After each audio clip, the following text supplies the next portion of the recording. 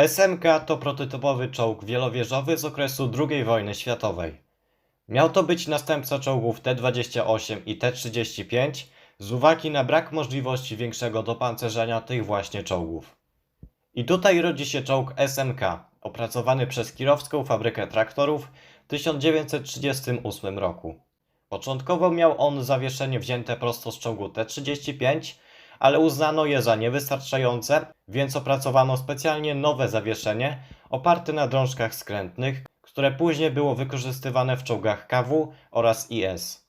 We wstępnych projektach czołg SMK miał posiadać aż 3 wieżyczki. Dwie małe z przodu i z tyłu posiadały armatę 45 mm WZ-1932-20K, tak jak w czołgu T-35, oraz jedną dużą wieżyczkę zamontowaną na piedestale, aby mogła swobodnie operować niezależnie od tych małych, i była ona wyposażona w 76 mm armatę L11, montowaną również w czołgach KW. Jakby tego było mało, to każda armata posiadała sprzężony karabin maszynowy 7,62 mm typu DT i jeszcze jeden karabin maszynowy był zamontowany w kadłubie. Ponadto były również plany zamontowania wielkokalibrowego karabinu maszynowego DSK 12,7 mm na tyle głównej wieży. Ostatecznie jednak usunięto mniejszą wieżyczkę z tyłu, aby skrócić cały kadłub i chociaż trochę polepszyć i tak już tragiczną zdolność do skręcania całym tym czołgiem. Dzięki temu też można było zwiększyć opancerzenie całej maszyny i od teraz SMK posiadał pancerz przedni rzędu 75 mm oraz pancerz boczny i tylny o grubości aż 60 mm. Zakłady Kirowa, zdając sobie sprawę z wielu wad, jakie miały czołgi wielowieżowe, postanowiły zrobić na boku jednowieżową wersję czołgu SMK, którym, jak pewnie się domyślacie, jest wszystkim dobrze znany czołg KW-1. SMK napędzał 12-cylindrowy silnik AM34, który generował 850 koni mechanicznych, rozpędzający go do 35 km/h. Prototyp czołgu był gotowy już w kwietniu 1939 roku i konkurował on z prototypem czołgu T-100. Na testach poligonowych w Kubince SMK okazał się być nieco lepszy od czołgu T-100, jednak prawdziwym polem testowym dla tych pojazdów miała stać się wojna zimowa w Finlandii. Ich pancerz okazał się być tak dobry, że nie otrzymali oni żadnego trafienia z przebiciem od jakiejkolwiek armaty wroga. Dopiero najechanie na minę przeciwpancerną unieruchomiło czołg SMK i w związku z poważnymi uszkodzeniami zawieszenia załoga musiała opuścić czołg i wrócić na pokładzie czołgu T-100. Prototyp udało się odzyskać z ziemi niczyjej dopiero po 3 miesiącach, a sam wrak czołgu SMK zezłomowano. Finalnie następcą czołgów T-28 oraz T-35 został ani SMK, ani nawet T-100, ale czołg KW-1. A tak prezentuje się klockowy model SMK, czyli Siergieja Mironowicza Kirowa, i od razu ktoś może się zapytać, dlaczego akurat wyciągnąłeś jakiś trolejbus z czasów stalinizmu, o którym nikt nie słyszał. Otóż bardzo lubię gigantyczne czołgi, zwłaszcza te pochodzące ze wschodu, a już tym bardziej uwielbiam czołgi wielowieżowe. No i tutaj mamy bardzo dobry przykład tego, o czym właśnie ja mówię. To jest po prostu tak niesamowity czołg. Bardzo chciałem go zbudować. Było to jedno z moich marzeń mocerskich. Od samego początku jakby nie byłem pewien, czy mi się uda go zbudować, czy starczy mi w ogóle części na niego, bo jedno to jest zaprojektowanie, a drugie to jest właśnie dostępność części. No i głównie ta druga rzecz jest przyczyną niepowodzenia wielu moich mocy, a także pewnie wielu innych mocerów, ale tutaj na szczęście się to udało. No i taki wielki behemoth teraz spoczywa przed nami. No i to jest po prostu niesamowite. Uwielbiam po prostu czołgi wielowieżowe. Samo to, że jedzie sobie taki właśnie trolejbus przez las, napotyka na jakiegoś przeciwnika, kieruje swoje dwie armaty w jego stronę i oddaje potężną salwę niczym z okrętu. To jest... no nie mogę tego opisać. W każdym razie, jest to mój własny model wykonany w skali 1:35. No i w tej skali ma on długość około 25 cm. Tak więc jest to dosyć spora jednostka. No i zanim jeszcze zaczniemy omawiać ten model, to wspomnę tylko, że W linku w opisie macie oczywiście instrukcję do tego modelu, także jeśli chcecie mieć SMK w swoim domu, no to zapraszam. A my co? Po prostu zajmijmy się omawianiem detali tego modelu.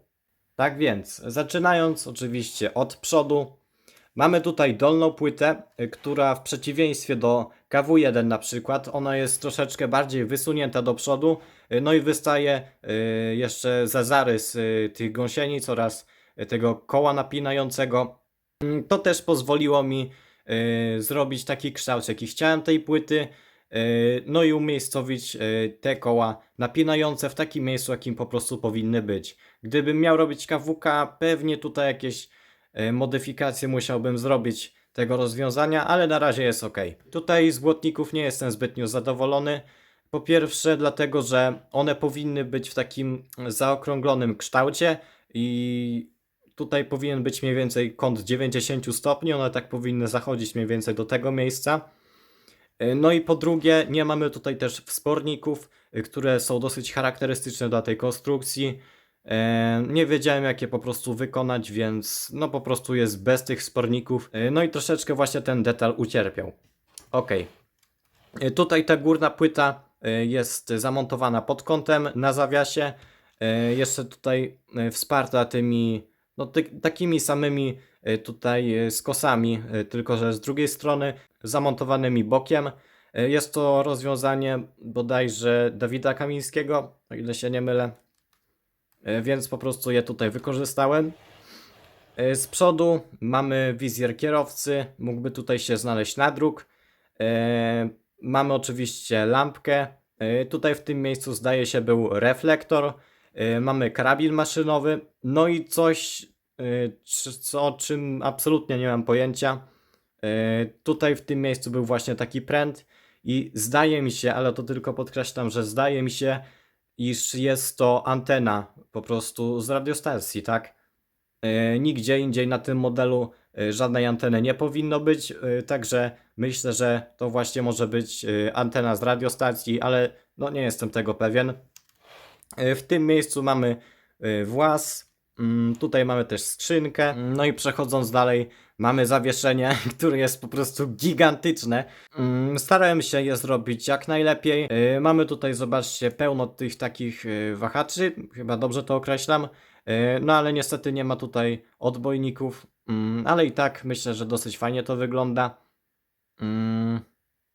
Co warte wspomnienia, tutaj jeszcze tylne koło, z którego jestem dosyć zadowolony. Ono jest, zobaczcie, zamontowane. Teraz czy mi się to uda odczepić? Ok. Ono jest zamontowane na Patafixie. No jest to taka, powiedzmy, plastelina, która nie zostawia żadnych śladów, więc no zobaczcie, to jest po prostu te zwykłe stare koło i ten taki kapselek od beczek różnych jest właśnie zamontowany tutaj na Patafixie, ale nie było po prostu żadnego rozwiązania, które legalnie pozwoliłoby zamontować ten element, a koniecznie chciałem, żeby on po prostu tutaj był. Tutaj mamy zwinięty prezent. Dalej jak sobie przejdziemy do tyłu, zobaczcie, mamy tylne błotniki. One są troszeczkę za bardzo wysunięte, no ale tutaj, no rozumiecie, nie dało się jakoś tego specjalnie przesunąć. Ok. Tutaj mamy osłony przekładni. Tutaj też mamy taką, to się zdaje nazywa półka. No i po raz kolejny to powiem, nie jestem pewien, co ten element ma dokładnie robić, bo no już w każdych kawukach później już były właśnie te takie półki z tyłu i tutaj też były jakieś wloty albo wyloty powietrza. Nie jestem też pewien, do czego one były. No i wydaje mi się, że ta półka po prostu ma zapobiegać wdawaniu się błota, które by szło z gąsienic, żeby po prostu ono się nie dostawało tam głębiej do tego elementu, który prowadził z tych tutaj kratownic do wnętrza, tak? Ale możecie napisać, czy moje spekulacje są prawdziwe, czy też nie. Chętnie poczytam. Ok. Teraz mamy przedział silnika. Zobaczymy sobie i jego. Mamy tutaj włas dostępowy do silnika. Dobra. Tutaj już coś widzimy, ale do tego zaraz przejdziemy. Tutaj mamy wloty powietrza do chłodnicy. Tutaj mamy rury wydechowe. No i oczywiście dwa włazy dostępowe do przekładni, która znajdowała się właśnie pod tymi włazami. No i jak dostać się do tego silnika, który już tutaj widzieliśmy troszeczkę. No zdejmujemy sobie go w ten sposób. Mamy jeden panel, no i jeszcze taki tutaj mniejszy. No i co my tutaj mamy? Przede wszystkim mamy tutaj silnik, który jest przesunięty właśnie w lewą stronę. Tutaj mamy dalej kolektory wydechowe. Tutaj zdaje się było koło zamachowe, ale tego nie jestem pewien.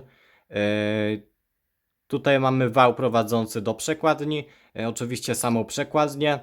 No i tutaj ostatnio nam została chłodnica. Myślę, że dosyć fajnie to wzorowałem. Troszeczkę tutaj kolorów się pojawiło. Tak więc no dosyć zadowolony z tego jestem.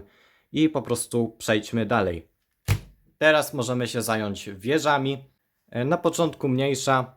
Ma ona tutaj malutkie działo, które jest oczywiście ruchome, ale ta ruchomość tego działo głównie polega na spięciu tutaj tych dwóch elementów jarzma, więc to nie jest absolutnie rozwiązanie systemowe, ale po prostu działa, więc czemu nie? Dobra, tutaj jak sobie podniosę model, możemy zauważyć dwa peryskopy z przodu. Tutaj było, zdaje się, kopułka wentylatora. Tutaj z tyłu mieliśmy jeszcze dwa wizjery stałe. No i oczywiście właz, który jest otwierany. Proszę bardzo, kogoś tam możemy sobie zmieścić. No i kształt tej wieży wydaje mi się, że jest dosyć akceptowalny jak na tą skalę, tak? No i teraz ta duża wieża. Mamy tutaj oczywiście działo, które jest normalnie ruchome. Ono jest na tym zwykłym zaczepie. Też zobaczcie, ile tutaj kształtów musiałem upchnąć, żeby odwzorować tą właśnie wieżę. Ona ma tutaj tą swoją podstawę, która nie jest symetryczna z przodu i z tyłu. To znaczy, zobaczcie, jak sobie obkręcę po prostu tą wieżę, no to część tutaj tego dołu wystaje, ale jakoś nie miałem pomysłu, jak to inaczej rozwiązać, więc jest po prostu zrobione w ten sposób. No i na górze tutaj oczywiście mamy peryskopy, mamy też właz, proszę bardzo, jest tam też troszeczkę miejsca. No i z tyłu znajduje się oczywiście karabin maszynowy, to jest akurat deszka, no ona niestety mi tutaj troszeczkę opada, ale no cóż. Tak właśnie prezentuje się mój model SMK. Dajcie znać, co o nim myślicie. Ja jestem naprawdę bardzo z niego zadowolony. No i moim kolejnym mocerskim marzeniem będzie zrobienie T35. To jest naprawdę niesamowita maszyna, którą absolutnie muszę mieć w swojej kolekcji. No i może kiedyś przy dobrych wiatrach uda mi się ją skonstruować. I tutaj głównie jest problem właśnie z częściami, bo jak już robiłem to SMK, to miałem bardzo duże problemy, żeby znaleźć części do zarówno tej małej, jak i tej większej wieży, a co dopiero mówić o 5, no nie? Więc za jakiś czas, za rok, za 2, może za 5, spodziewajcie się T35 na moim kanale. Wtedy to już w ogóle będę mega podekscytowany. Ach, tylko myśl o tym T35 po prostu jest niesamowita. Ale no cóż, na razie mamy SMK. No i mamy koniec tego odcinka. Dziękuję Wam za oglądanie. Dziękuję za wszystkie subskrypcje, komentarze i łapki w górę. A na dzisiaj to by było tyle. Trzymajcie się i do zobaczenia.